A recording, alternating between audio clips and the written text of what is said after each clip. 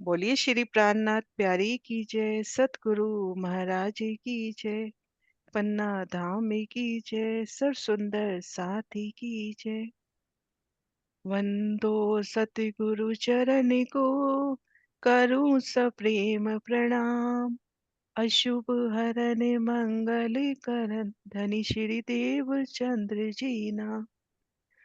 श्री प्राणनाथ निज मूलपति, श्री मेहराज सुना।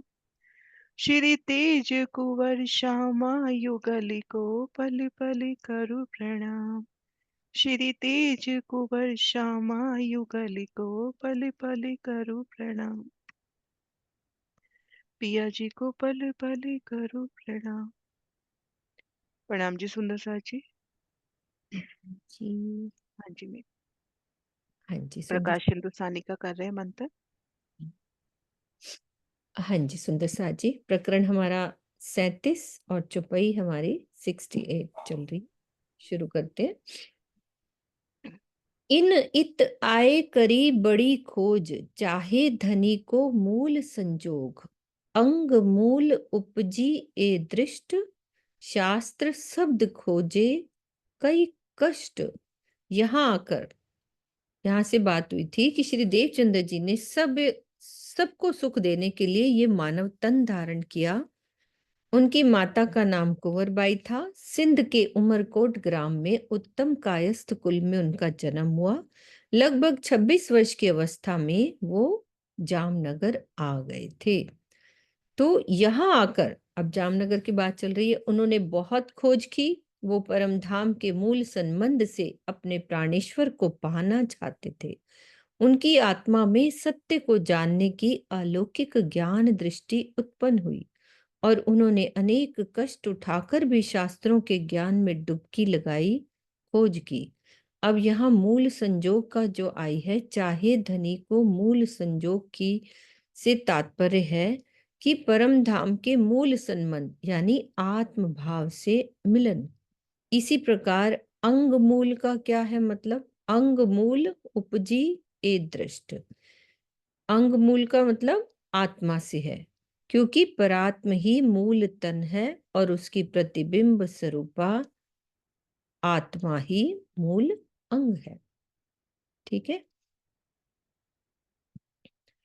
14 बरस लो निष्ठा बंद, वचन ग्रहे सारी सनंद। कई जप तप किए व्रत नेम, सेवा स्वरूप स्नेह अति प्रेम। श्री देवचंद्र जी ने भागवत श्रवण के प्रति अत्यधिक निष्ठा प्रतिबद्धता दर्शाई और कांजी भट्ट से 14 वर्ष तक श्रीमद् भागवत के वचनों की सारी वास्तविकता को ग्रहण किया। अपने प्राण वल्लभ को पाने के लिए ग्रह त्याग के पश्चात उन्होंने अनेकों पद्धतियों से जप किया, तप किया और व्रतों तथा नियमों का पालन करते हुए साधनाएं की। ब्रजराज के स्वरूपों के प्रति अत्यधिक प्रेम रखते हुए उन्होंने सेवा पूजा और चितवनी भी की। कई कसनी कसी अति अंग, प्रेम सेवा में ना कियो भंग। कई कसोटी करी दुल्हिन, सो कारण हम सब संयन। स्वयं को कष्ट देते हुए उन्होंने बहुत ही कष्ट साध्य साधनाएं की और अपने प्रीतम की प्रेम भरी सेवा में जरा भी बाधा नहीं आने दी। श्यामा जी ने हम सुंदर साथ को मार्गदर्शन लेने देने के लिए इस प्रकार की कष्टमयी साधनाएं की, जिससे सीख लेकर भविष्य में कोई भी सुंदर साथ इनके प्रपंच में ना फंसे। इसको क्लियर करो किरण दीदी, कि इस प्रकार की कष्टमय साधना की जिससे सीख लेकर भविष्य में कोई भी सुंदर साथ इनके प्रपंच में न फंसे। कहने का भाव क्या है? मतलब जो उन्होंने कसौटी करी, जिसमें उन्होंने संन्यास मत वालों के पास गए और नाथा वालों के पास गए, मस्जिद में भी गए, कई ब्राह्मणों के पास गए, कई देवियों वालों के पास गए, अघोरियों के पास गए और उसके बाद उन्होंने 14 वर्ष तक निष्ठा बंद भागवत भी सुनी। अगर हम्म। हम भी कहें कि हमें भी यही सब करना है और हम्म। भागवत सुननी है, भागवत सुन करके ही हमें अगर राज्य मिलेंगे, तो स्पष्ट ये बात उन्होंने कही है कि अब हमें इसकी ज़रूरत नहीं है। अब वो पका-पकाया भोजन राज्य ने हमारे सामने थाली रख दी, अब हमें उसे खानी है ना। अब हमारे पिताजी थे जो, उन्होंने कितनी मेहनतें की, सबने खूब मेहनतें की। अब बच्चे कहें कि हमें भी वही कस्सी उठानी है, वही कुछ बेचना है, अखबारें बेचनी है, जो-जो उन लोगों ने किया, अब हम थोड़ी ना वो करेंगे। हाँ, ये बात है। अब जब हमें सब कुछ मिल गया बना-बनाया, हम्म। तो अब हमें उसको यूज़ करना तो आना चाहिए ना।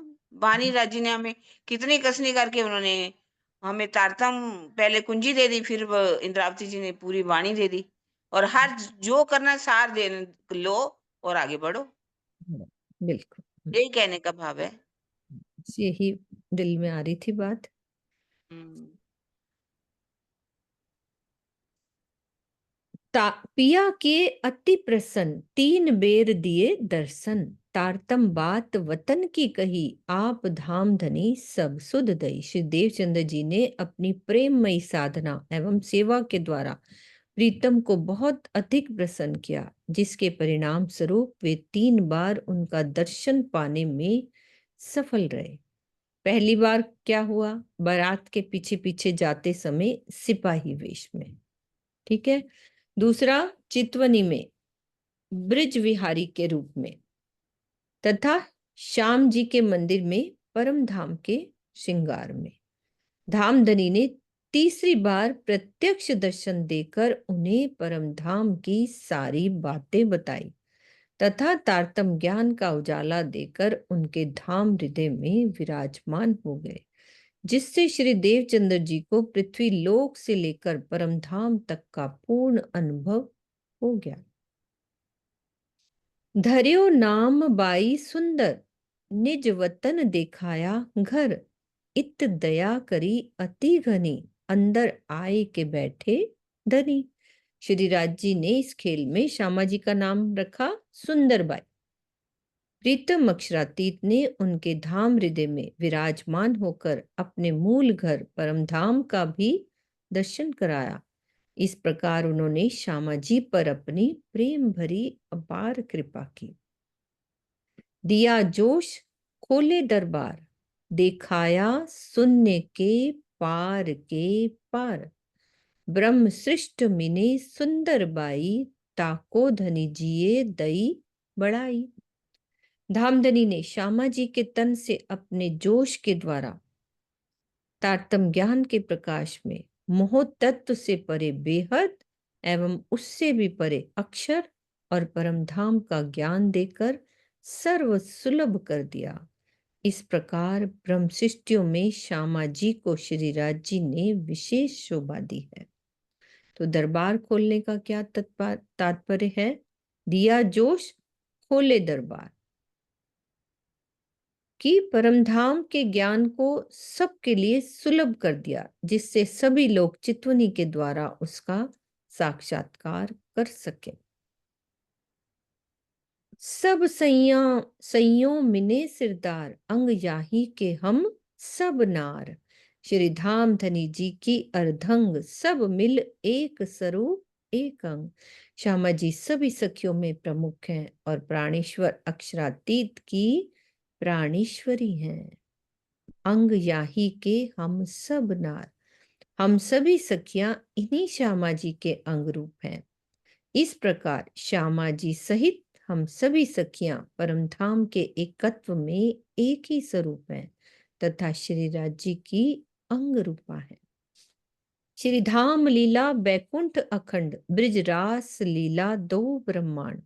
ये सब हृदय में चढ़ आए, जो आत्म अनुभव होत सदाए। श्री देवचंद्र जी के धाम हृदय में श्री राज जी के विराजमान होते ही अष्टपहर की लीला सहित संपूर्ण परम धाम, अक्षरधाम और अखंड ब्रिज रास की शोभा उनके हृदय पटल पर अंकित हो गई तथा उनकी आत्मा पल पल उस अनुपम शोभा का दर्शन करने लगी।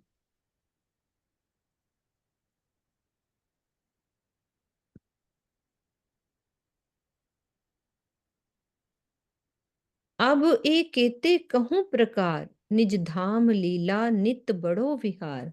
अक्षरातीत लीला किशोर, इत सैया सुख लेवे अति जोर।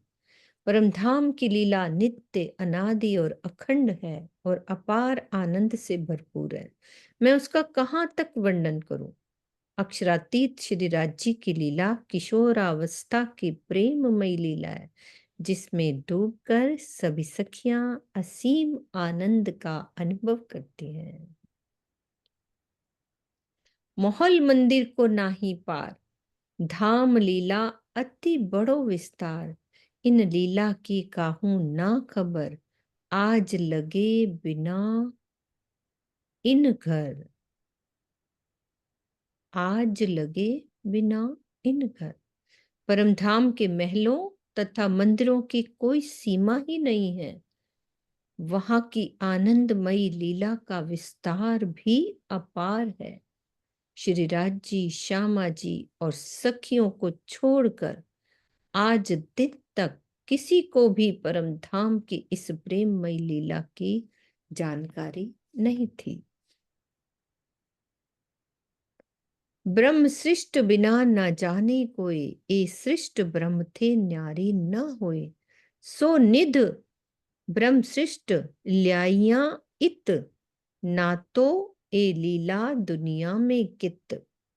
परमधाम की शोभा और लीला के संबंध में आज दिन तक ब्रह्म सृष्टियों के अतिरिक्त अन्य कोई भी नहीं जानता था, और वे ब्रह्मात्माएं एक पल के लिए भी अपने प्राणेश्वर अक्षरातीत से अलग नहीं होती। इस प्रकार परमधाम की शोभा और लीला का अनुपम ज्ञान ब्रह्म सृष्टियां ही इस संसार में लेकर आई, अन्यथा इस मायावी जगत में परमधाम की लीला का ज्ञान कैसे प्राप्त हो सकता था। ये बानी धनी मुख थे कहे, सो ए दुनिया क्यों कर लहे। गांगजी भई मिले इन अवसर, तिन ए वचन लिए चित्त धर। सदगुरु धनी श्री देवचंद जी अपने मुख से अखंड ब्रिजरास और परमधाम की लीला और शोभा का वर्णन तो किया करते थे, किंतु इस मायावी संसार के लोग भला उसे क्यों सुनते। कोई उस ज्ञान में रुचि ही नहीं रखता था। ऐसे समय में कौन मिला सबसे पहले? गांग जी भाई, जिन्होंने सदगुरु के वचनों को एकाग्र चित्त होकर सुना और उन्हें आत्मसात किया। कर विचार पूछे वचन, नीके अर्थ लिए जो इन। जब समझाई पार की बान, तब धनी की भई पहचान। गांगजी भाई ने सदगुरु धनी श्री देवचंद्र जी की चर्चा पर विचार किया तथा जिज्ञासा वश अखंड ब्रिजरास से संबंधित तरह तरह के प्रश्नों को भी पूछा। श्री निजानंद जी के द्वारा दिए गए उत्तर को उन्होंने अच्छी प्रकार से ग्रहण किया। जब सदगुरु ने अखंड ब्रिज रास तथा परमधाम के ज्ञान की चर्चा सुनाई, तो गांगजी भाई को पूर्ण विश्वास हो गया कि इनके धाम हृदय में स्वयं पर ब्रह्म ही विराजमान होकर ज्ञान चर्चा कर रहे हैं। अपने घरों लिए बुलाए, सेवा करी बहुत चित ल्याए। स्नेह सो सेवा करी जो धनी, पहचान के अपना धाम धनी। गांगजी भाई ने सदगुरु धनी श्री देवचंद्र जी को अपने घर ले जाकर पधराया और बहुत ही प्रेम पूर्वक उनकी सेवा की। उन्होंने सदगुरु को साक्षात धाम का धनी मानकर प्रेम से उनकी बहुत सेवा की। तब श्री मुख वचन कहे श्री प्राणनाथ, ढूंढ काढ़्यो अपनो साथ। माया मिने आई सृष्ट ब्रह्म, सो बुलावन आए हैं हम। श्री देवचंद्र जी के धाम हृदय में विद्यमान अक्षरातीत श्री प्राणनाथ जी ने अपने श्री मुख से कहा कि इस मायावी जगत में परमधाम की ब्रह्म सृष्टियां आई हुई हैं, उन्हें एकत्रित करके परमधाम ले जाने के लिए मैं आया हूं। मुझे इस संसार में उनमें से एक एक को खोज कर निकालना है। आए हम हैं इतने काम, ब्रह्म सृष्ट लेने घर धाम। तब गांगजी भाई पायो अचरज मन, कौन मानसी पार के वचन। तो ब्रह्म सृष्टियों को जागृत कर परमधाम ले जाने के उद्देश्य से ही मैं आया हूं। जब ये गांगजी भाई ने सुना तो उनके मन में आश्चर्य हुआ कि भला इस मायावी जगत में निराकार के पार की बातों को कौन मानेगा। फिर क्या कहा, कहा ब्रह्मशिष्ट क्यों मिलसी, टाल तुम्हारी क्यों चलसी। मोहजल पूर तीखा अति जोर, नख अंगुरी को ले जाए तोड़। गांगजी भाई कहने लगे, धामधनी, ब्रह्मशिष्टियां जागृत होकर कैसे आपके चरणों में आएंगी और आपके द्वारा दर्शाए हुए मार्ग पर चलेंगी क्या वो। तो मोह सागर के जल का बहाव इतना तीखा और तेज है कि यदि उसे छूने का भी प्रयास किया जाए तो नख समेत उंगली को ही तोड़कर बहा ले जाएगा। ऐसा मोह का सागर है।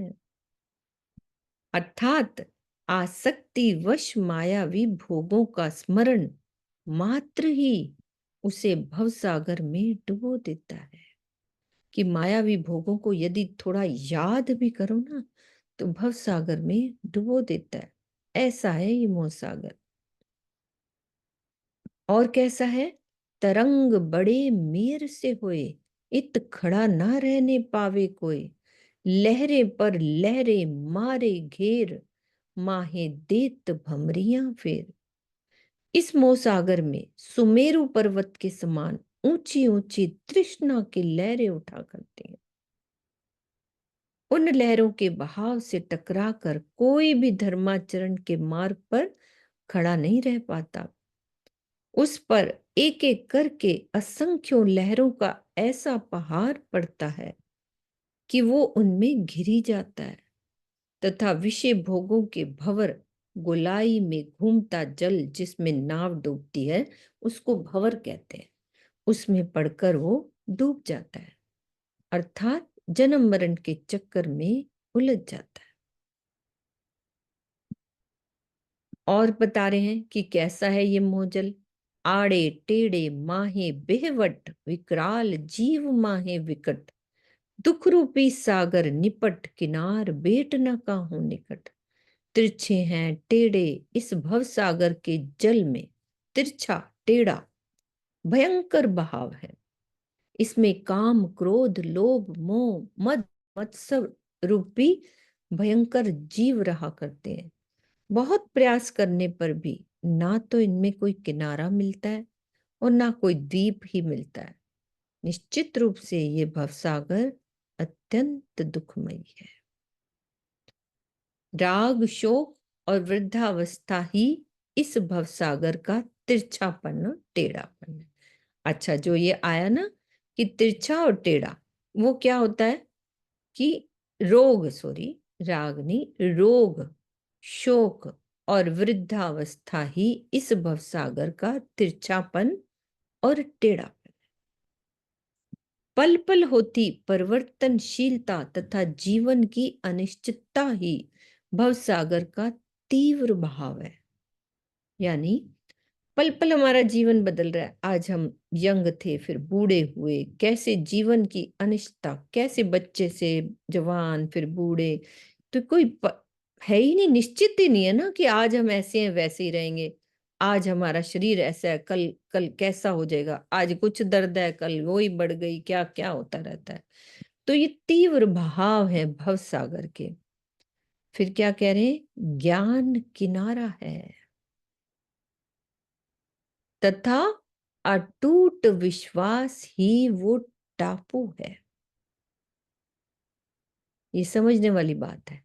चौपाई में आया ना किनार बेट न काहू निकट, दुख रूपी सागर निपट। जो ज्ञान है वो किनारा है, अटूट विश्वास ही वो टापू है, जिस पर हम ठहर कर कुछ समय के लिए संतोष रख सकते हैं। अब जैसे समुंदर चल रहा है ना, अब उसमें हमारे को कोई किनारा नहीं मिल रहा है ना, तो वो कह रहे हैं कि आपको किनारा लेना है तो ज्ञान के द्वारा, और बीच में जो टापू होते हैं भी हम उसमें रेस्ट कर सकते हैं, वो क्या है? विश्वास। हमारा विश्वास कोई बताएगा किनारा है तभी तो किनारे जाएंगे, जाएंगे, है ना, ज्ञान ध्यान से किनारा पता लगेगा ना। बहुत अच्छी बात। हमारे ये तिरछेपन टेढ़ेपन सब ठीक हो जाएंगे। बड़ी अच्छी बात लगी। ऊंचा नीचा गहरा गिरदवाए, कठिन समय आयत पहुंचा आए, हाथ ना सूझे सिर ना पाए, इन अंधेरी से निकस्यो ना जाए। और कैसा है भवसागर?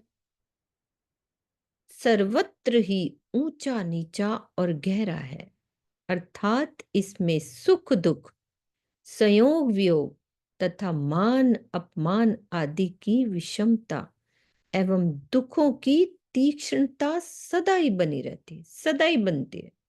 संघर्षों से भरा हुआ ये समय बहुत ही कठिन है। इस संसार सागर में अज्ञानता का इतना अंधकार छाया हुआ है कि किसी को भी ना तो अपना हाथ अच्छी तरह से दिख रहा है, ना सिर दिख रहा है, ना पैर। कोई कितना भी प्रयास क्यों ना करे, किंतु इस अज्ञानमयी अंधकार से निकल पाना संभव नहीं दिखता। वो तभी तो पूछ रही है कैसे जागेंगी ब्रह्म सृष्टियां, इतना भयंकर भवसागर है। तो और क्लियर कर रहे हैं कि अपना ही हाथ पैर सिर का ना दिखना क्या मतलब है। ये एक व्यंग्योक्ति है, यानी इसका अभिप्राय ये है कि मनुष्य तृष्णा के पीछे पागल होकर स्वयं को इतना भूल गया है कि वो नहीं जानता कि कब वो बालकपन को छोड़कर युवा बना और अब बुढ़ापे की ओर अग्रसर है। उसके साथ कल क्या होने वाला है वो ये भी नहीं जानता कि वो इस परिवार में कहां से आया और यथार्थ रूप से उसका अपना कौन है। फिर भी लगे पड़े हैं ना हम भी।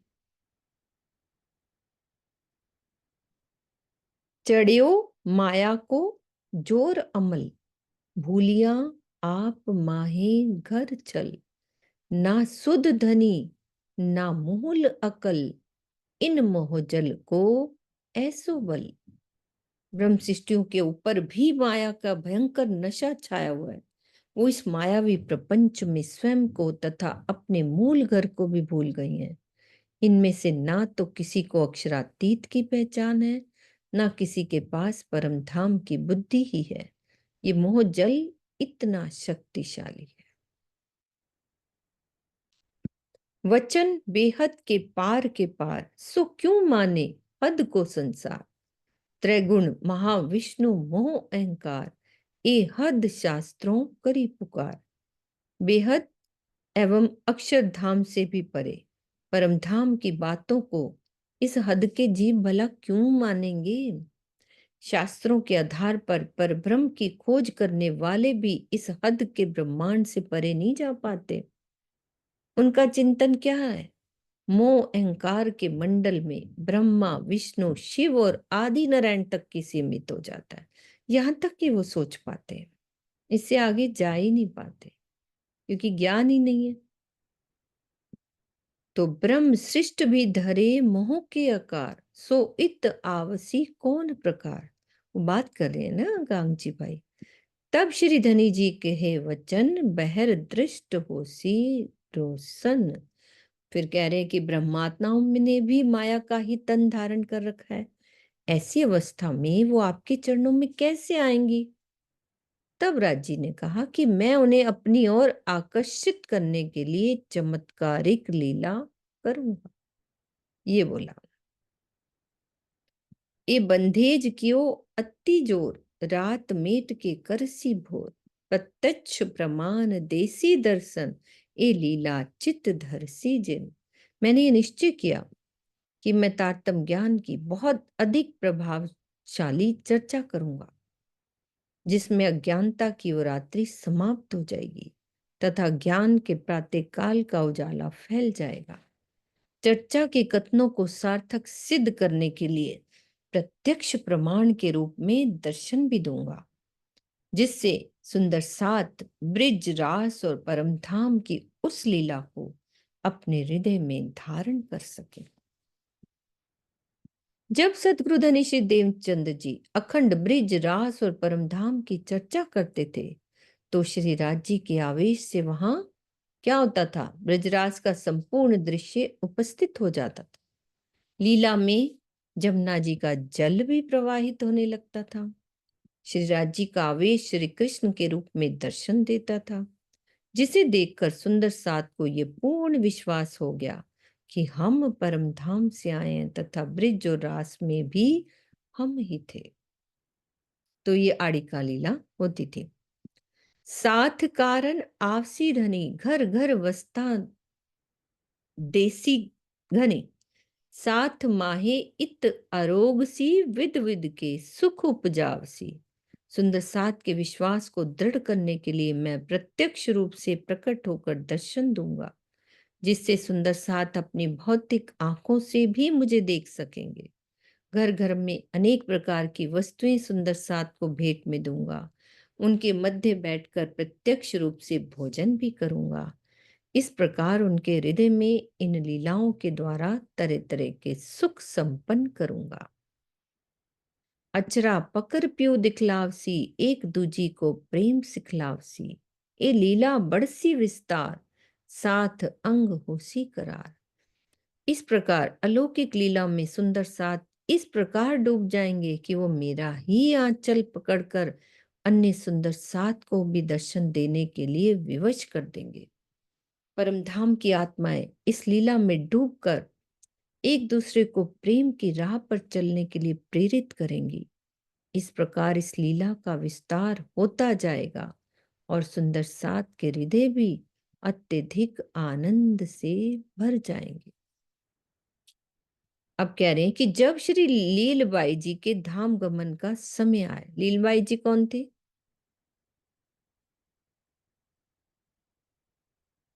हाँ जी सरोज दीदी। देवचंद्र जी की मम्मी ना, देवचंद्र जी की माता जी। हाँ हम्म। हाँ जी, सुंदर सात जी सुन रहे हैं इसका मतलब। कौन, क्या बताया आपने? क्या बता रहे हो? क्या गलत बताया? गलत बताया? देवचंद्र जी की बताने वो वाला थी, भी गलत। पत्नी थी, पत्नी। पत्नी थी। हाँ। अभी तो बात भी- मैंने तो उनको पत्नी ही सुना दीदी। नहीं मैंने नहीं, नहीं मैंने बोल, माता क्योंकि कहा मेरे था। अंदर आंसर घूम रहा था और मैं तो सुंदर साथ के हाथ देख रही थी कि सुंदर साथ सुन रहे हैं। नहीं, क्या? पहले मैंने माता कहा था, मम्मी हाँ कहा नहीं, था। मेरे अंदर तो पत्नी घूम रहा था ना। हम्म। तो मैंने कहा ये तो माता जी बना दिया। अच्छा किया ना, टोक तो दिया, माता नहीं तो जी हो जाता ना गलती। माता जी बन जाती हैं, कोई बात नहीं। तो पत्नी समझा हुआ था ना, तो मैंने तो हम्म। सुंदर साथ के हाथों पे ध्यान था कि सुंदर साथ जी प्रेम से सुन रहे हैं। तो नहीं, पत्नी। ठीक है, आप सुन रहे हैं, बस विश्वास करना था मुझे। क्वेश्चन ज्यादा कुछ बड़ा नहीं था। ठीक है। लीलबाई जी के धाम गमन का जब समय आया तो श्री राज जी ने उन्हें प्रत्यक्ष रूप से प्रकट होकर दर्शन दिया। लीलबाई जी ने उनका आंचल पकड़ लिया और कहा कि जैसे आपने मुझे दर्शन दिया है वैसे ही अन्य सभी सुंदर सात को भी दर्शन दीजिए। तो लीलबाई जी के इस प्रेम भरे आग्रह से धामधनी को विवश होकर सभी को दर्शन देना पड़ा। तो उपरोक्त चुपई के पहले चरण में यही बात संकेतों में कही गई है। तब बानी को करसी विचार, सब मायने होसी निर्वार। तब आवसी ब्रह्म सृष्ट, जाहिर निशान देखसी सृष्ट। तब वो विश्वास में भरकर मेरे द्वारा कही हुई वाणी ज्ञान का विचार करेंगे। ज्ञान चर्चा का, मेरे द्वारा होने वाली ज्ञान चर्चा के द्वारा सभी धर्म ग्रंथों के अनसुलझे रहस्यों का स्पष्टीकरण हो जाएगा। इस प्रकार चमत्कार से परिपूर्ण लीला को देखकर ज्ञान चर्चा से विश्वस्त होकर ब्रह्मशिष्टियां मेरे चरणों में आएंगी। ए बंधेज कियो उत्तम, पर धाम के निध सो कही तारतम। जिन सेती होवे पहचान, नजरों आवे सब निशान। इस प्रकार की व्यवस्था से तो जागनी कार्य उत्तम रीति से होगा, किंतु परम धाम की निधि तो तारतम ज्ञान ही है। इस तारतम ज्ञान के प्रकाश में ही परम धाम और अक्षरातीत की पहचान होती है तथा निजधाम के सभी पक्षों का दर्शन भी होता है। तब गांगजी बाही भाई पाए मन उचरंग, किए करतब अति घने रंग। स्नेह सो सेवा करी जो अत, पहचान के धाम धनी हुए गलित। धामधनी की इन कथनों को सुनकर घांगजी भाई के मन में बहुत अधिक उल्लास भर गया। उन्होंने प्रेम के रंग में स्वयं को बहुत अधिक डुबो दिया तथा श्री राज्य की सेवा का अपना कर्तव्य पूर्ण किया। वो अपने प्राणेश्वर अक्षरातीत की पहचान करके गलितगात हो गए, यानी प्रेम में रोमांचित हो गए और उन्होंने अत्यधिक स्नेह भाव से सेवा की। साथ सो हेत कियो, सुफल कियो अपनो अवतार। मैं श्री सुंदर बाई के चरने रहूं, ए दया मुख किन विद कहूं। तो ये बात कौन कह रहा है? गांगजी भाई ने चर्चा सुनने के लिए अपने घर आने वाले सुंदर साथ से भी बहुत प्रेम किया और इस जागनी लीला में अपना आना सफल कर लिया। श्री इंद्रावती जी कहती हैं कि मेरी एकमात्र यही इच्छा है कि मैं पल पल श्यामा जी के चरणों में ही रहूं। तो ये इंद्रावती जी कह रहे हैं कि मैं श्री सुंदर बाई के चरणे रहूं। श्यामा जी ने मेरे प्रति जो अपार प्रेममयी दया भाव दर्शाया है, अपार प्रेम दर्शाया है, उसका वर्णन मैं अपने इस मुख से किस प्रकार करूं। कहो ताको श्री इंद्रावती नाम, ब्रह्म सृष्ट मिने घर धाम। मोह पर धनी हुए प्रसन्न, सौंपे धाम के मूल वचन। परम धाम की ब्रह्म सृष्टियों में एक प्रमुख नाम श्री इंद्रावती जी का है। वो कहती हैं मेरे प्राण वल्लभ अक्षरातीत ने मेरे ऊपर रीझ कर अत्यधिक प्रसन्न होकर तारतम ज्ञान के रूप में परम धाम की अनमोल निधि मुझे प्रदान की है। आद के द्वार न खुले आज दिन, ऐसा हुआ न कोई खोले हम बिन। सो कुंजी दई मेरे हाथ, तू खोल कारण अपने साथ। तो सृष्टि के प्रारंभ से लेकर आज दिन तक मेरे अतिरिक्त ऐसा कोई भी नहीं हुआ था जो परम धाम के अनसुलझे, इंद्रावती जी कह रही हैं कि जो परम धाम के अनसुलझे रहस्यों को स्पष्ट करता, प्रीतम अक्षरातीत ने उन सभी रहस्यों को खोलने की कुंजी तारतम वाणी के रूप में मुझे दी और आदेश भी दिया कि तुम परम धाम के अपने सुंदर साथ की आत्म जागृति के लिए सभी रहस्यों को उजागर कर दो।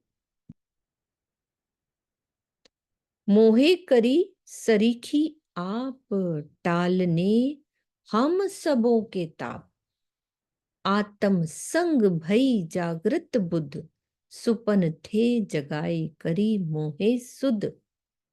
सब सुंदर साथ के मायावी कष्टों को दूर करने के लिए धामधनी ने मुझे साक्षात अपने समान ही बना दिया। मोहे करी सरीखी आप, उन्होंने इस माया जन्य संसार में मुझे जागृत करके अपनी पूर्ण पहचान दी तथा मेरी आत्मा में जागृत बुद्धि का प्रकाश भर दिया। श्री धनी जी को जोश, आत्म दुल्हन, नूर, हुक्म, बुद्ध, मूल वतन, ए पांचों मिल भई श्री महामत। वेद कते वो पहुंची सरत। आप क्या कह रहे हैं इंद्रावती जी कि मेरे धाम हृदय में श्री राज्य के जोश, जिब्रील की शक्ति, और कौन है? श्यामा जी, अक्षर ब्रह्म, आवेश स्वरूप श्री राज्य, और उनकी जागृत बुद्धि अस्राफील, ये पांचों स्वरूप विराजमान हुए तो मुझे महामती कहलाने की शोभा मिली। वेद कतेबों में इस प्रकार की भविष्यवाणियां लिखी थी जो सार्थक हो गई। तो महामती के संबंध में इस प्रकार की भ्रांतियां फैली हुई हैं, ये समझते हैं सुंदर साथ जी अच्छे से, क्योंकि इसकी थोड़ा कंफ्यूजन होती है। सब ध्यान से सुनेंगे कि महामती के संबंध में इस प्रकार की भ्रांतियां फैली हुई हैं जो इस प्रकार हैं। ये पांचों शक्तियां हैं, पांच स्वरूप नहीं। ये पांच शक्तियां हैं, पांच स्वरूप नहीं। क्या भाव दीदी इस पहली लाइन का?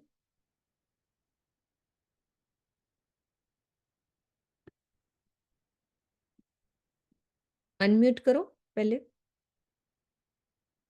हाँ, धनी जी को जोश, आत्म दुल्हन, नूर, हुक्म, बुद्ध, मूल वतन, ये हम्म 5 शक्तियां हैं, 5 स्वरूप नहीं।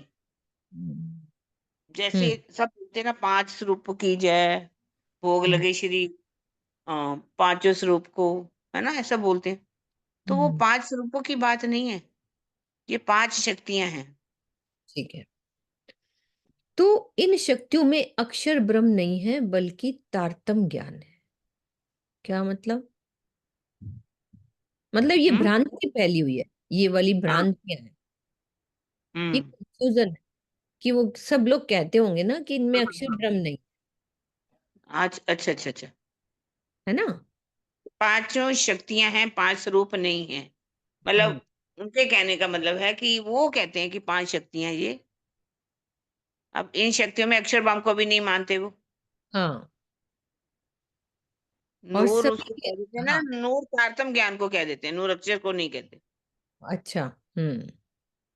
हाँ। और सभी और के सभी, अंदर, हाँ बोलो, आप बोलो। हाँ, सभी के अंदर पांचों शक्तियां हैं तथा सभी महामती हैं। जैसे कि हम लालदास जी की वृत्त, उसमें भी निधि होना चाहिए। सब कह देते हैं कि पांचों शक्तियां हैं। जो टीका भी किया गया उसमें पांचों शक्तियां का वर्णन कर दिया। तो सभी महामती हो गए तो सारे प्राणनाथ जी हो गए, इसका मतलब तो ये हो गया। तो वो पांचों शक्तियां सबके अंदर नहीं आ सकती, और ना ही महामती की शोभा किसी को भी मिल सकती है। वो 5 निधियां हैं जो वर्णन आएगा, आगे लिखा हुआ है। आएगा। संक्षेप में इनकी समीक्षा इस प्रकार है कि श्री मुखवाणी या बीतक में कहीं भी शक्ति शब्द का कथन नहीं है, जबकि शक्ति नहीं। हाँ, सेवा पूजा में ये अवश्य कहा गया है, आरती अंग चतुर्दश केरी पांचों स्वरूप मिल एक भैरी। हदीसों में इस प्रकार का कथन अवश्य है जिसके भाव को दर्शाने वाली ये चौपाई आई है। 5 नहरें जबराइल पर आइयां भिस्त से उतर, अर्थात 5 नहरें अरस से जिब्रील के पैरों पर उतरी। पैरों पर। पैरों पर, सॉरी, जिब्रील के पैरों पर 5 नहरें अरस से उतरी। अब नहर शब्द स्त्रीलिंग होने से ये कहना कि 5 स्वरूप आए ही नहीं, ये हास्यपद है। मेरे को नहीं समझ में आया दीदी, इसको क्लियर करो। आप ही पढ़ो, समझा। अच्छा, ठीक है।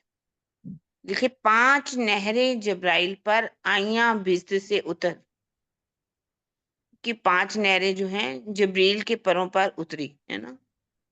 अब ये 5 नहरें जो हैं, नहर शब्द क्या स्त्रीलिंग है ना।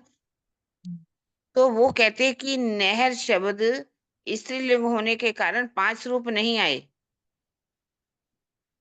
ये एक हंसी है कि आए 5 स्वरूप का मतलब कौन कौन से, सत्य चित आनंद श्यामा जी, और फिर रफील और जबराइल, है ना। हम्म, ये 5 रूपों की बात की गई है। वो कहते नहीं शक्तियां आई हैं, 5 रूप नहीं आए, क्योंकि नहर जो शब्द है वो स्त्रीलिंग है, इसलिए उन्होंने 5 इस रूपों में 5 रूप नहीं आए। हंसी की एक बात है कि ऐसा कहना कि जो जो ये बात कहते हैं, शक्तिमान में ही शक्ति निहित होती है, ऐसी स्थिति में शक्तिमान के अस्तित्व को ही नकार देना कदापि उचित नहीं है। मतलब जैसे कि शक्तिमान है, शक्तिमान कैसे कहेंगे? उसके अंदर शक्ति होगी तो उसको शक्तिमान कहेंगे ना। हाँ। तो यदि हम इसमें ये जो कहते हैं कि ये 5 रूप आए ही नहीं, तो ये तो गलत है ना, ये हो ही नहीं सकता। यद्यपि जागृत बुद्धि एवं श्यामा जी को हिंदी में स्त्रीलिंग कहते हैं। जागृत बुद्धि स्त्रीलिंग है, श्यामा जी भी स्त्रीलिंग है ना। और कतेब परंपरा में इन्हें पुल्लिंग माना गया। कैसे पुल्लिंग माना गया? नूर अक्ल असराफिल ले पहुंचा पार बेहद। नूर अक्ल, असराफिल को हम यहाँ पर स्त्रीलिंग नहीं कह सकते, पुल्लिंग मानेंगे ना कतेब परंपरा में। और नूर अक्ल, नूर अकल यानी कि वैसे तो नूर अकल असराफील, नूर अकल यानी जागृत बुद्धि जिसको असराफील कहा गया। और ले पहुंचा पार बेहद, कहाँ पर पहुंचा? बेहद बेहद के से परे, बेहद से भी परे लेकर के यहाँ आए ना, आई ले पहुंचा। असराफील जो है वो लेकर के आया। माफक रू अल्लाह के कोई मर्द नहीं बराबर। यहाँ पर वो कह रहे कि सूर्य जो पुल्लिंग है किंतु उसकी तेजस्विता स्त्रीलिंग है, चंद्रमा पुल्लिंग है तो उसकी शीतलता स्त्रीलिंग है। इस प्रकार द्वारा पढ़ते हैं, द्वारा एक बार पहले इसको क्लियर कर लेते हैं। नहीं नहीं, द्वारा भी नहीं, पहले पूरा कर लें, इसको देख लेते पहले हैं ना पूरा पूरा। कर लो, पूरा कर लो। हाँ वही। इस प्रकार इन 5 स्वरूपों के गुणों को देखकर कदापि नहीं कहा जा सकता कि 5 स्वरूप आए ही नहीं, है ना। जैसे श्यामा जी है वो स्त्रीलिंग है, जागृत बुद्धि स्त्रीलिंग है, असराफील कते परंपरा में कहो तो वो कौन है? पुल्लिंग। लिंग है ना। ये बात कही गई है कि वो कहते नहीं 5 रूप नहीं आए। ये तो सर्वविदित है कि देवचंद्र जी के अंदर श्यामा जी थी, जो उस स्थान को छोड़कर इंद्रावती जी के धाम हृदय में विराजमान हुई। इस संबंध में कहा गया जब श्यामा जी आए, इंद्रावती जी आए तो उनके अंदर श्यामा जी कहा गया ना। श्यामा जी ने लीला किया करके श्यामा जी को भेजा, मैं भेजूंगा रूह अपनी, तो श्यामा जी आई थी। ये विचार करते श्री देवचंद्र जी बैठे दिल पर। जब उनके अंदर विराजमान हो गए राजी, तो ऐसा भी विचार कर रहे थे, तो मतलब उनको ऐसा लगा कि देवचंद्र जी, अब देवचंद्र जी थोड़ी बैठे, देवचंद्र जी के अंदर जो शक्ति है वही आके के बैठेगी ना। तो लिखा हुआ है यूं करते दिल खुला बैठे दिल सुंदर रूप अनूप। इस तरह से उनके अंदर से सारी बातें खुलने लगी, परम धाम की बातें खुलने लगी। कैसे यहाँ निराकार से परे अव्यकृत ब्रह्म सबली, कहाँ लीला या खंड है, ब्रिज की लीला कहाँ खंड है, रास की लीला कहाँ खंड है, सारी बातें खुलने लगी उनकी। तो कथा ये सिद्ध कर रहा है कि इंद्रावती जी के धाम हृदय में युगल स्वरूप ने विराजमान होकर के लीला की, बैठे दिल सुंदर रूप अनूप। ये धामधनी उनके दिल में आकर के बैठ गए, है ना। तो तभी तो सारे खुलने लगे, राज खुलने लगे परम धाम के। तब हार के धनिये विचार्या क्या क्यों छोड़ूं अपनी अर्धांग, फिर बैठे माहे आसन कर महामती हृदय अपान। जब धामधनी ने आखिर में सोचा कि मैं अपनी अर्धांगिनी को कैसे छोड़ सकती हूँ, फिर बैठे माहे आसन कर महामती हृदय अपांग। टूटे हुए दिल में जो कितना रो रहा था, विरह में डूबा था, उसमें आसन करके बैठ गए। श्री इंद्रावती जी के धाम हृदय में विराजमान अक्षरातीत आते जाते नहीं है। कुछ लोग कहते हैं कि इंद्रावती जी के धाम हृदय में जब जरूरत पड़ती है अक्षरातीत आ जाते हैं, वाणी का अवतरण करना था तो आ जाते थे, फिर चले जाते हैं। जैसे कि ये भ्रांति फैल गई कि जिब्रील ही राजी है। कहा जाता कि जिब्रील ही सब कुछ है, वो लेकर के आता था ना सब वाणी को। उस समय कुरान की आयतों को भी लेकर के आते थे। तो इस तरह से जिब्रील ही राजी है और वाणी कहकर चला जाता है, तथा अवतरण के समय पुणे आ जाता है। जिब्रील जो है वो राजी है, समय पड़ने पर वाणी लेकर के आ जाता है, फिर वापस लौट जाता है। यदि श्री राज्य का कथित कथित स्वरूप जिब्रील आता जाता है, तो उस समय श्यामा जी कहाँ रहती? हम्म अगर जिब्रील ही आता जाता है तो फिर श्यामा जी कहाँ रहती? एक्चुअली पांचों शक्तियां तो उनके अंदर ही हैं। तो कईयों का कहना कि जिब्रील जो है जाता है राज जी के पास, लेकर के आ जाता है, लेकर के आता है, ऐसा नहीं है। तो फिर अंदर तो श्यामा जी भी तो अंदर बैठी हुई हैं, तो क्या भी वह भी आती जाती रहती हैं? उनके पास भी जगह नहीं है रहने के लिए यहाँ पर। प्रश्न यह कि महामती जी के धाम हृदय में विराजमान हुक्म का स्वरूप क्या है? सिंधी ग्रंथ में वर्णित हुक्म के प्रकरण से यही सिद्ध होता है, श्री राज जी का आवेश ही हुक्म के रूप में सब कुछ कर रहा है। तैसा ही होता गया जैसा हजूर करम हुक्म करत। बीतक का कथन इसी संदर्भ में है। यद्यपि बीतक के मंगलाचरण में कथित हुक्म नूर खुदाई का जो है नूर जलाल, कहीं कहीं पर नूर जलाल को भी हुक्म का स्वरूप कहा गया। इस बार पीछे स्वामी जी ने चर्चा की थी, कहते अगर आप कहना भी चाहो तो कह सकते हो हम्म कि नूर को, नूर तो है ही वैसे नूर जलाल, अक्षर ब्रह्म को ही कहा गया, लिखा ही हुआ है हुक्म हम्म नूर खुदाई का जो है नूर जलाल। मतलब यहाँ कहने का मतलब हुक्म को कहीं कहीं हुक्म, जहाँ हुक्म शब्द आ रहा है ना, कई तो अक्षर वहाँ पर अक्षर ब्रह्म के लिए आ रहा है। वो उनका मतलब ये है, तो वाणी में भी आ रहा है। तो ये स्वामी जी ने लिखा है कि कहीं कहीं लिखा हुआ है, तो ये सिद्ध होता है कि अक्षर ब्रह्म भी श्री राज जी के हुक्म के स्वरूप है, किंतु अनंत स्वरूपा आत्माओं पर उनका हुक्म नहीं चल सकता। भले वो हुक्म के स्वरूप कह सकते हो, पर उनका आत्माओं पर हुक्म नहीं चल सकता। इसलिए श्री राज जी के अवेश रूप को ही हुक्म का स्वरूप मानना उचित होगा, जिनकी इच्छा से सब कुछ हो रहा है। तो कल करसन हिंदुस्तानी की 20 प्रकरण की 34 में कहा है, भगवान जी आए इत जागवे को तत्पर, हम उर्सी भेले सबे जब जासी हमारे घर। तो यहाँ भगवान जी किसको कहा गया? अक्षर ब्रह्म को कहा गया। यदि अक्षर ब्रह्म आए हैं तो वह किस स्थान में बैठकर लीला देख रहे हैं? अगर छुपाई कह रही है भगवान जी आए इस जागवे को तत्पर, हम उर्सी भेले सबे जब जासी हमारे घर, तो ये अक्षर ब्रह्म के लिए आया ना। हम्म यदि नहीं आए हैं तो क्या प्रोक्त छुपाई निरर्थक है? हम्म ये झूठी है। यदि महामती जी के धाम हृदय में अक्षर ब्रह्म का अस्तित्व ही नहीं मानेंगे तो इन चुपाइयों का क्या अर्थ करेंगे? हाँ मोहम्मद आया ईसे मिने तब अहमद हुआ शाम, अहमद मिलया मेहंदी मिने, ये तीनों मिल हुए माँ। मोहम्मद आया ईसे मिने, मोहम्मद का जो कलमा है, ईसे मिने रू अल्लाह श्यामा जी का दोनों मिल गए। हम्म तो श्यामा जी को कौन सी उपाधि मिली? अहमद की। और वही अहमद श्यामा जी और मोहम्मद साहब, अहमद मिला मेहंदी मिली, ये मेहंदी के अंदर जब आ गए तो तीनों मिल हुए, इनको इमाम मेहंदी की शोभा मिल गई हम्म महामती जी को।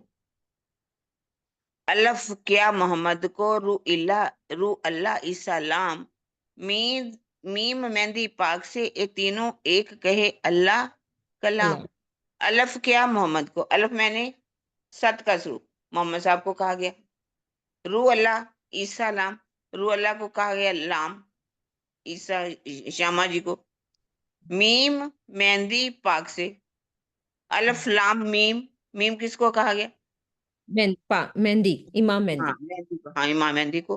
ये तीनों मिलकर के ही तो ये कुरान कह रहा है कि तीनों मिलकर इमाम बने। अल्लाह कलाम, जैसे कहते हैं ना अलफ लाम और मीम। अलफ कह दिया मोहम्मद को, रू अल्लाह को कह दिया लाम, और मीम नाम हमारे मीम इमाम मेहंदी पाक से। मेहंदी को। ये तीनों एक हाँ, कहे अल्लाह कलाम। सच्चिदानंद और चित मिल करके ही तो तीनों एक कलाम कह रहे कि सच्चिदानंद बन गए। अव्वल खूबी अल्लाह कलाम, दूजी खूबी ग्रोह इस्लाम, तीसरी खूबी हादी वजूद, आखिर आए बीच जहूद। अव्वल खूबी अल्लाह कलाम, हाँ हम्म, सबसे पहले कौन आए? कुरान में आकर के अल्लाह की जो शोभा गाई गई। दूजी खूबी ग्रो इस्लाम, दूसरी श्यामा किसकी जी शोभा? गिरोह लेकर उनकी आए। जमात की, इस्लाम की जमा। दूजी गिरो इस्लाम मतलब उनकी सखियों की, सबकी। तीसरी खूबी तीन हाजी वजूद, तीनों जो सत्य चित और आनंद, यानी कि बसरी मलकी हल्की, तीनों को कह सकते हो। आखिर आए आखिर बीच जहूद, हिंदुओं के बीच में आए ना। दो के बीच में आ गए आखिर। अरब में अक्षर ब्रह्म की आत्मा है तो बसरी सूरत। कहलाती है। तीनों सूरतें आदियों की श्री महामती जी के धाम हृदय में विराजमान होना कहा गया है। उन्हें किस प्रमाण के आधार पर अक्षर ब्रह्म के अस्तित्व पर ही प्रश्न खड़ा किया जा रहा है कि हम्म अक्षर ब्रह्म का अस्तित्व ही नहीं है उनके अंदर, अक्षर ब्रह्म नहीं हो सकते, वो उनका कहना ये है, हम्म अक्षर ब्रह्म नहीं है। प्रकाश गुजराती की अंतिम 27वीं छपाई में कहा गया है, इंद्रावती कहें उससे अक्षर लई आनंद पोताने घेर। इंद्रावती जी कह रही कि आखिर के समय में अक्षर की आत्मा उठेगी एक। जब वो हम्म अपने आनंद में डूब जाएगी, जब अपने घर में पहुंचेगी। हम्म यदि अक्षर ब्रह्म भी इस खेल में आए हैं तो वह कहाँ है?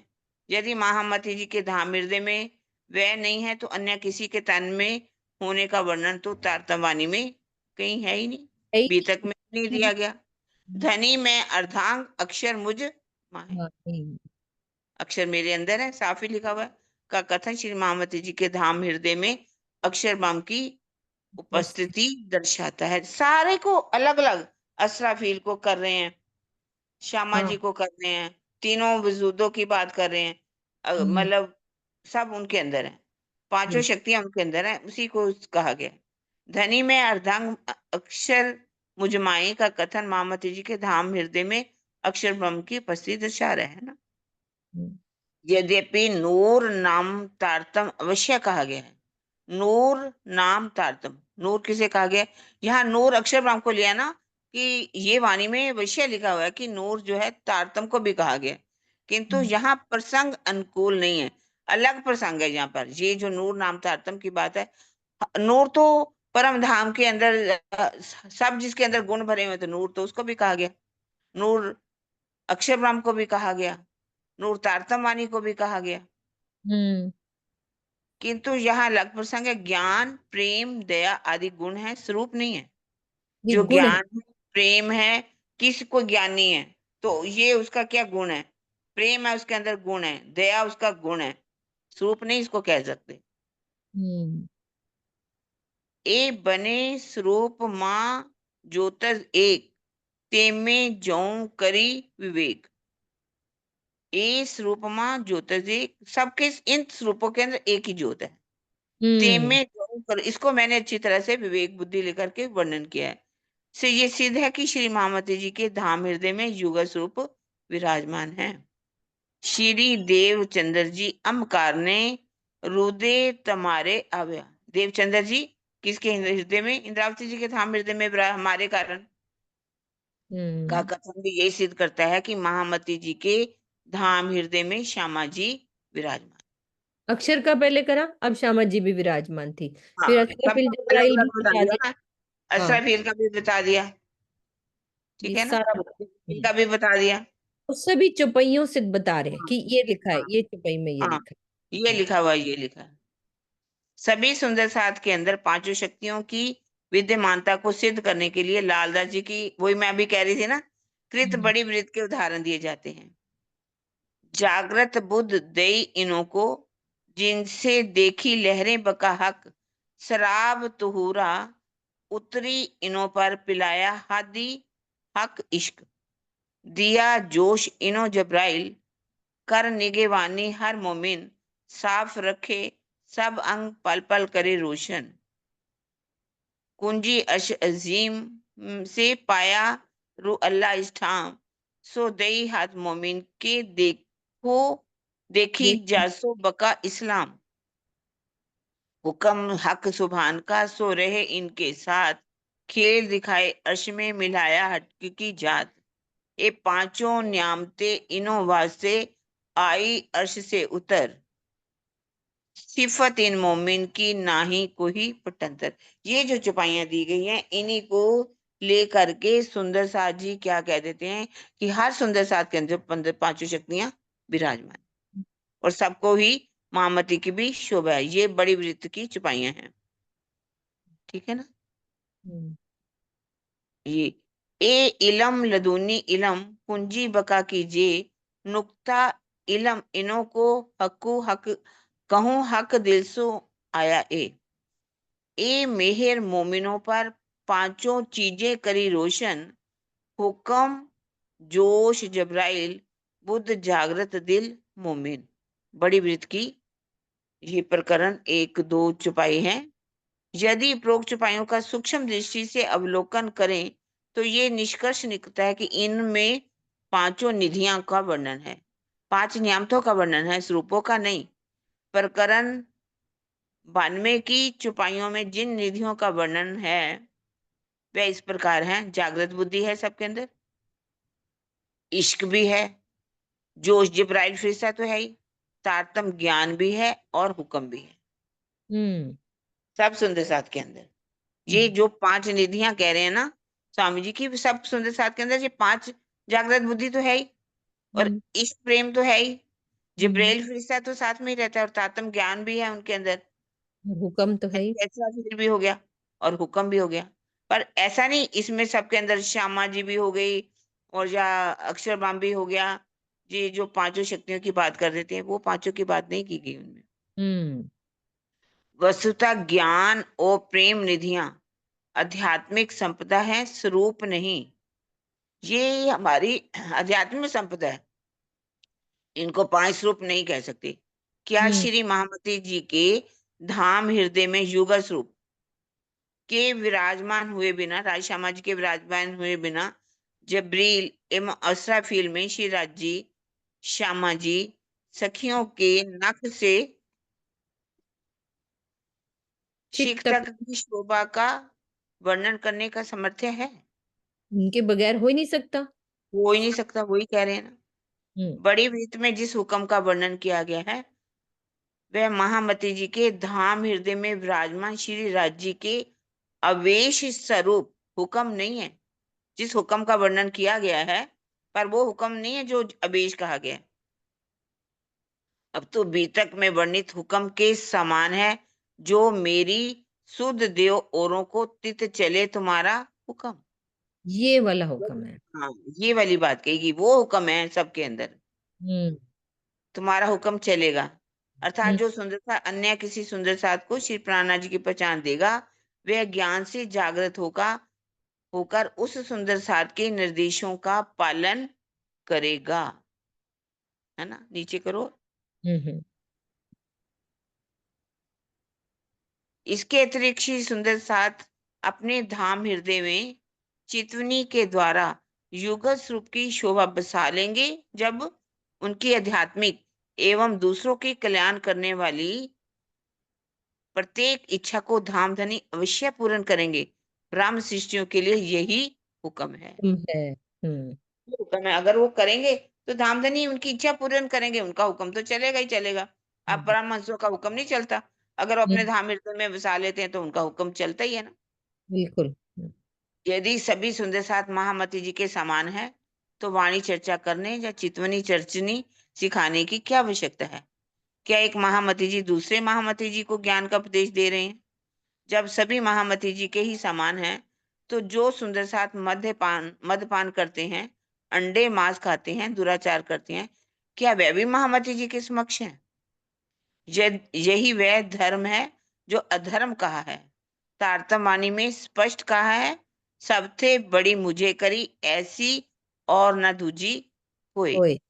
तारीफ मोहम्मद मेहंदी की ऐसी सुनी ना कोई क्या है, कई हुए कई होई सी पर किन ब्रह्मांडो ना। नहीं ऐसी स्थिति में श्री महामती जी से किसी की तुलना करने का प्रश्न ही नहीं। नहीं है।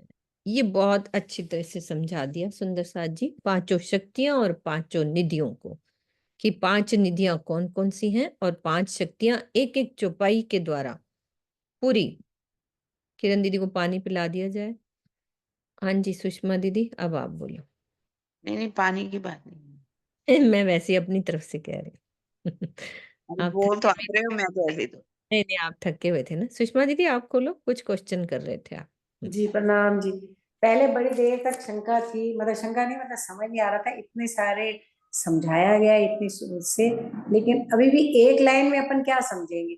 महामती जी में 5 शक्तियां हैं कि स्वरूप है? सारा समझ लिया लेकिन एक लाइन में अभी भी थोड़ा स्वरूप स्वरूप स्वरूप स्वरूप स्वरूप है। स्वरूप। अच्छा, हाँ, शक्तियां नहीं है, स्वरूप है, मतलब यही ना। स्वरूप 5 शक्तियां हर सुंदर साथ में बोली है उन्होंने। सुंदरता आपके अंदर है। सुंदर अच्छा, साथ, बस अब समझ आ गई, अब समझ आ गई, बस हम्म, यही मैं पूछ रही वो हाँ निधियां। जी। निधियां और शक्तियां एक ही चीज है ना। हाँ, निधियां नहीं आते, न्यामते। पर जो बात कह दी जाती है कि उनके अंदर 5 मतलब शक्तियां हैं। सुंदर सात के अंदर ना, नहीं नहीं, महामती जी के अंदर महामती जी के अंदर शक्तियां हैं, स्वरूप नहीं, नहीं। वो स्वरूप सुंदर साथ कह देते हैं ना, इनके अंदर कई शक्तियां हैं, कहते स्वरूप हैं, नहीं। कई कुछ कहते हैं, उनका जवाब समझ नहीं छुपाई के पाप अंदर दिया थी। कि देवचंद्र जी के शिष्य हैं, ऐसा बोल देते हैं ना नहीं, वो सब। तो है। तो मैं बस वही एक लाइन वाला ही पूछ रही थी कि महामती जी के अंदर 5 शक्तियां हैं, स्वरूप नहीं, है ना, ये ठीक है ना। नहीं नहीं, 5 स्वरूप है उनके अंदर। स्वरूप, हाँ, अच्छा, उल्टा, फिर उल्टा सुन लिया। उल्टा बोल रही, हाँ, 5 स्वरूप है। सुंदर सात, सभी सुंदर सात और परमहंसों के अंदर निधियां हैं और हाँ, शक्तियां हैं, है ना। बिल्कुल। तो अब समझ आ गई, वही मैं कह रही हूँ। हाँ, यही बात क्लियर की। बस, हाँ, एक लाइन में बस यही समझ रही हूँ। मैं हाँ, भाई उल्टा, जिसको यदि प्रूफ देना है सुषमा दीदी, उसके लिए उन्होंने वाणी की चौपाइयों नहीं द्वारा। नहीं, वो तो बहुत सारी दी है और मैं समझ भी गई, पर हम्म, एक लाइन को याद करने के लिए मैं कंफ्यूज हो रही हाँ, हूँ बार बार। तो लंबा दे दिया ना, तो बुद्धि में नहीं बैठ रहा था। थोड़ा मुश्किल हो जाती है। तो यदि हम इसको आराम से घर बैठ के अपना यदि कोई चौपाई पूछना चाहे तो हमारे पास सब चौपाइयां हाँ हैं। हाँ, बिल्कुल सही, उन्होंने तो बिल्कुल सही समझाया है। हम्म, पर जैसे कहते हैं ना, उपसंहार एक लाइन में कहना हो तो फिर जल्दी समझ आता हाँ बिल्कुल, वो हमारे लिए ठीक है, क्योंकि है। हमें हाँ, तो विश्वास है ना, हम तो ये बात मानते ही हैं। यही है, यही कह रही हूँ, जो ठीक है। नहीं मानते उनके लिए चौपाइयां हैं, हमें तो पता है। ये कई बार किसी आरती में भी बोलते हैं, कोई 5 रूप बोल देता है, कोई 5 कुछ बोल देता है, तो वो भी उसमें कंफ्यूजन हो जाता कंफ्यूजन हो जाता है। है। ठीक है सुंदर साथ जी, रात को 10 से 10:30 प्रोग्राम चलता है, जो सुंदर साथ आ सकते हैं बहुत आए, या चलती है। अभी हम चौपाई दोहराते हैं। श्री धनी जी को जोश, आत्म दुल्हन, नूर हुक्म बुद्ध मूल वतन, जी, प्रणाम। तो मिल भई श्री महामत, वेद कते वो पहुंची सरत, वेद कते वो पहुंची सरत। बोलो श्री प्राणनाथ प्यारे की जय, सतगुरु महाराज की जय। प्रणाम जी, सब सुंदर साथ को प्रणाम। नीलू जी, वो सुबह वाला नंबर नहीं मेरे को किसी ने डाला, मैं 373 आगे क्या है? मैं आपको देती हूँ। आपको डाले मैसेज डला